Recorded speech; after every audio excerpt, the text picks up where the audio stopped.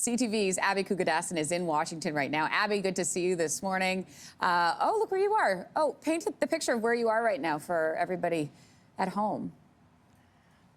Good morning, Lindsay. That reaction you just had is exactly the reaction I had when I saw the scene behind me. It's absolutely beautiful here on the National Mall with the Capitol building, bathed in the sunlight. And there's thousands and thousands of flags that crews have planted all along this stretch leading up to the monument there. And the flags are American flags, flags representing all 50 states, all the U.S. territories. And they're meant to represent all the Americans who will not be here in person for the celebration of the incoming president tomorrow. As you know, usually on Inauguration Day, there's thousands and thousands of people who would come to D.C., who would come to this area to watch the swearing in of the president and the vice president. But because of the COVID-19 outbreak, the restrictions around that, and because of that riot on January 6th, the deadly insurrection, security is very high and people are being asked to stay away. But they're certainly being represented by these beautiful flags as they watch from home, Lindsay. So preparations well underway. And as you said, about just over 24 hours now before Joe Biden is sworn in as an incoming president. Yeah, and you think about, Trump's last day today. We've been talking a lot about the pardon list,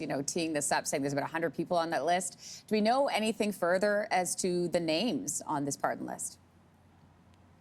That's the big question right now. We are hearing reports that the president in the last several days was with his daughter Ivanka and his son-in-law Jared Kushner, advisors to him, talking about a list of potential people that they could consider for these pardons that could potentially happen in the next 24 hours before he leaves office. They're not the big names that we heard about when he doled out pardons in December, like Roger Stone, Paul Manafort, and Charles Kushner, Jared Kushner's father.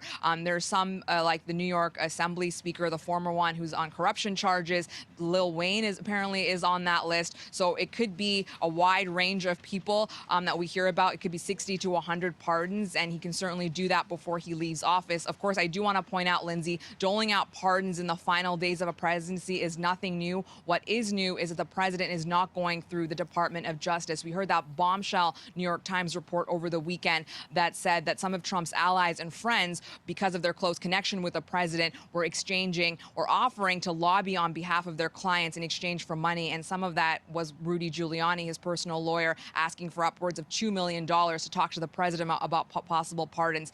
So certainly a lot of information about that over the weekend. And we'll have to wait and see what the president does in his final hours in office. Yeah, speaking of his final hours, we know he's not going to the inauguration.